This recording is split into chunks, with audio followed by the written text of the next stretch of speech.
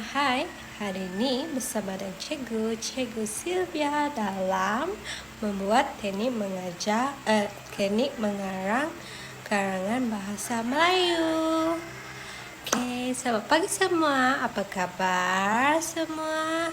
Cikgu harap semua dalam keadaan sehat-sehat.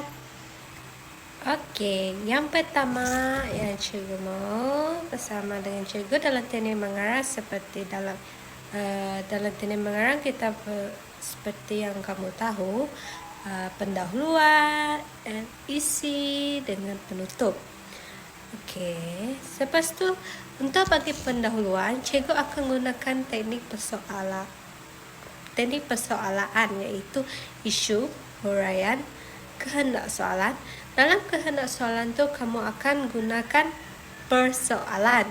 Contohnya, cikgu akan jelaskan teknik persoalan apa.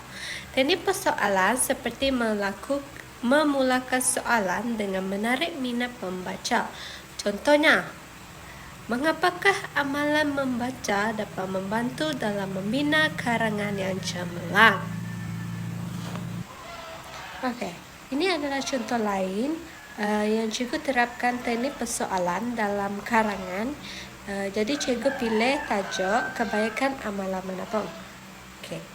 Okey, penulis seperti ini. Pada era globalisasi yang penuh cabaran pada ekonomi, amalan menabung dapat membantu masa depan dalam kalangan masyarakat. Itu isu.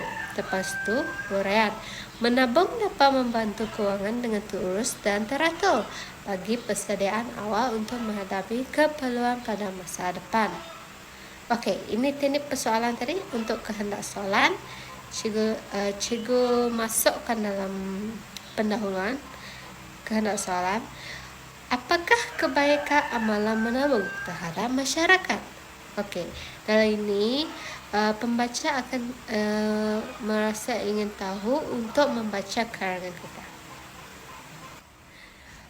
Bagi isi cikgu akan menggunakan teknik imbaku. I adalah isi, M adalah mengapa, B adalah BA maksudnya bagaimana, contoh, iaitu contoh. K adalah kesan, U adalah ungkapan seperti peribahasa dan lain-lain. P ialah ayat penegasan. Okey, ini adalah isi contoh yang cikgu sediakan. Jadi cikgu masih dengan tajuk yang sama iaitu kebaikan amalan menabung. Okey, ini isi satu ya. Antara kebaikan amalan menabung adalah membentuk sikap berjimat cermat. Ini untuk isi. Mengapa? Okey. Hal ini dikatakan demikian kerana orang yang menabung bijak dalam melakukan perbelanjaan dan mampu membezakan kehendak dan keperluan. Mengapa? Okey, bagaimana? Itu contoh. Contohnya, menyimpan wang saku untuk barang kepentingan asas. Okey, bagi kesan, kamu semua boleh gunakan penanda rencana seperti impaknya, implikasinya. Oleh itu, cikgu di sini menggunakan oleh itu. Oleh itu, amalan menabung dapat membantu seseorang berjimat cermat dalam perbelanjaan seharian. Bagi ungkapan, kamu boleh mulakan ayat dengan bak kata pepatah, sedikit lama-lama jadi bukit. Amalan menabung dapat membantu seseorang menyediakan simpanan kewangan pada masa hadapan. Bagi ayat penegasan, cikgu gunakan tuntasnya. Kita perlulah mengamalkan amalan menabung agar dapat berjimat cermat dalam menguruskan kewangan. Penanda wacana kamu boleh guna dalam ayat penegas, tuntasnya, tegasnya.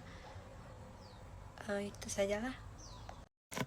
Bagi isi-isi yang seterusnya, kamu boleh gunakan teknik imbaku untuk membina ayat-ayat bagi setiap karangan kamu.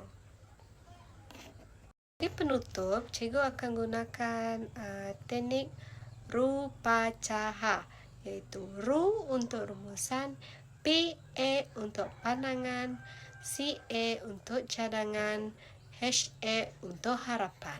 Oke, contohnya kita masih dekat tajuk yang sama, yaitu kebaikan amalan menabung. Penanda wacana cikgu guna adalah kesimpulannya. Kesimpulannya, amalan menabung mendatangkan kebaikan kepada masyarakat. Untuk pandangan, kita perlulah mengamalkan amalan menabung supaya kewangan teratur. Untuk cadangan, amalan menabung seharuslah diamalkan dalam masyarakat bagi menghadapi ekonomi yang mencabar.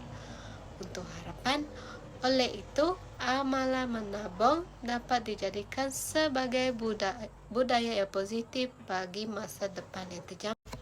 Cikgu harap teknik-teknik yang cikgu ajar kepada kamu semua dapat digunakan dalam karangan kamu dan membantu kamu membina karangan yang cemerlang dan mendapat keputusan yang baik dalam bahasa Melayu.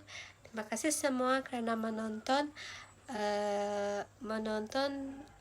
teknik mengarang karangan yang cikgu bagi untuk kamu semua. Sekian, terima kasih.